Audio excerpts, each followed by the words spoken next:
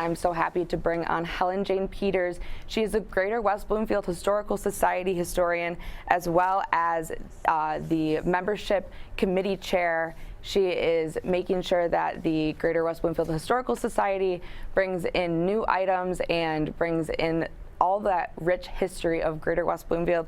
She also got the Society's highest award, so that is the Greater West Bloomfield Historical Society Distinguished Service Award. It is in appreciation for many years of collecting, preserving, and sharing the history of Sylvan Lake. So Helen, thank you so much for joining us this morning. Well, thank you. This is a real honor to be here with you. Yes. And a little bit of history about Sylvan Lake. Yes, of course. So Helen Jane, let's start off first by telling everyone here a little bit about your role as a historian for the Greater West Bloomfield Historical Society. Well, I started collecting Sylvan Lake history about 25 years ago when we had our 50th anniversary as a city. And I've been collecting and collecting ever since, saving all kinds of things. And it's probably somewhat easier for me because I grew up in Sylvan Lake and I know so many people here. So I can connect people with possibly somebody that lived in their house or some other situation that they want to know more about. So it's really been a joy for me. And one of those new things that we were talking about a little bit before this is the Daniel Whitfield School, which is obviously very historical and one of those important things that we have here in our community.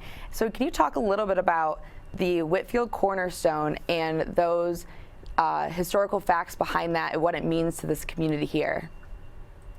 Oh, I'll be glad to. And actually, Maddie, the Daniel Whitfield School, the last one, was razed. It was torn down in 2003. It was a very, very sad day for all of us who attended Whitfield. And because Whitfield School was like our community center. We did not have a community center. We did not have a gathering place. So the school took that role. It was not only our place of learning, but it was also where we had Girl Scouts or Boy Scouts. There were also sports. That was a place where families came together, and we loved our school. So it was very sad when it was torn down.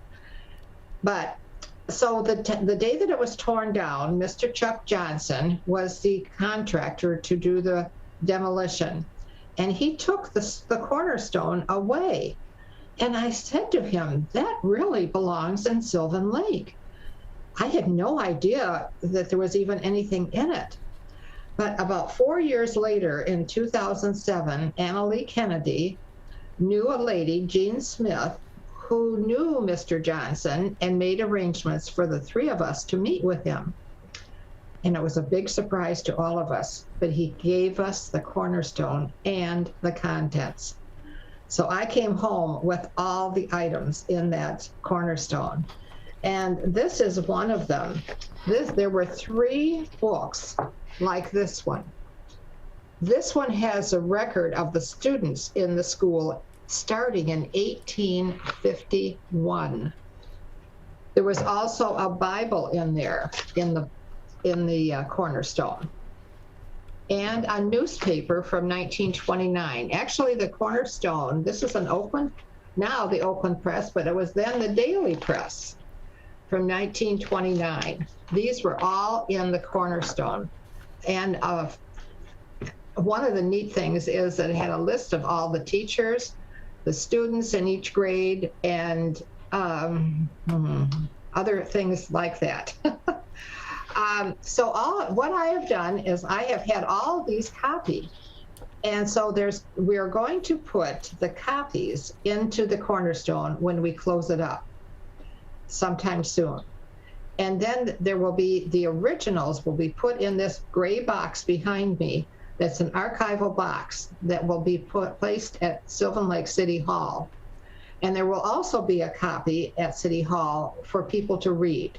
It will be a copy of the items that were in the cornerstone. Because the day that it was opened, a lady was there who was a kindergarten student in 1929, and she could find her name on the list. which was really exciting, I'm sure, for her. So, but back to the history of this, in 1851, a group of people, all the voters this area, got together and voted on to build a school. This was the first school in this area, and it was a fractional school because children came from West Bloomfield, Pontiac, and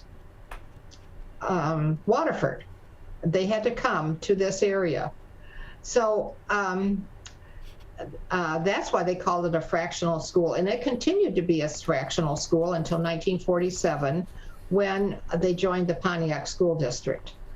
But they decided to build a schoolhouse on a half acre of land that was donated by Daniel Whitfield. That's where they got the name. So, let me see, where am I?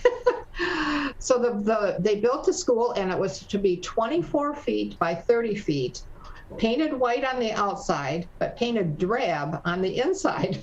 Poor kids. It wasn't very exciting to go into that room. But they used that school, that one-room school, until 1894.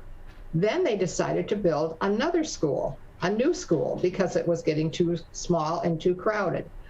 So they built the second school that was more like a cottage-style school, and they eventually had 2 rooms in that school.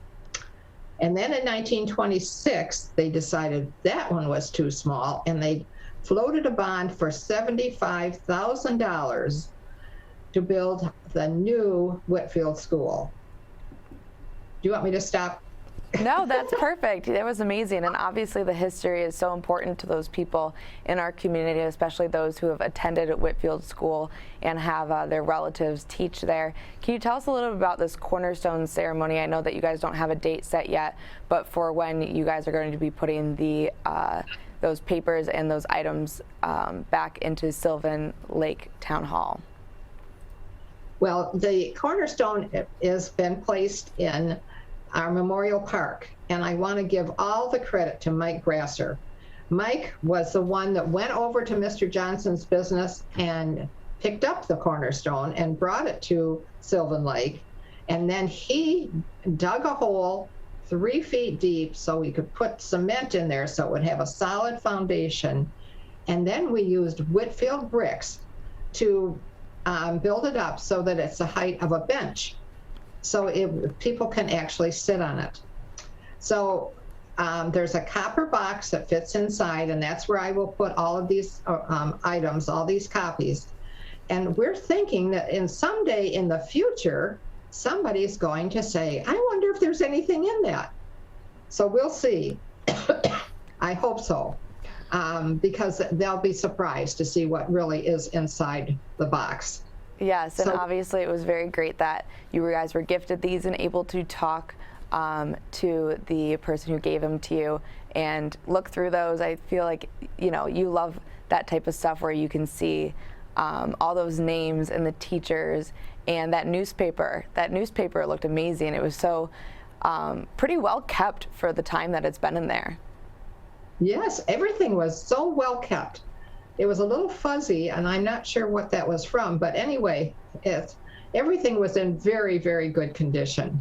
And they also had pictures of the first and second school in there. And of course, the teachers, the list of teachers, I attended Whitfield from kindergarten through 6th grade, and I had all of those teachers. So that was really exciting for me and my classmates.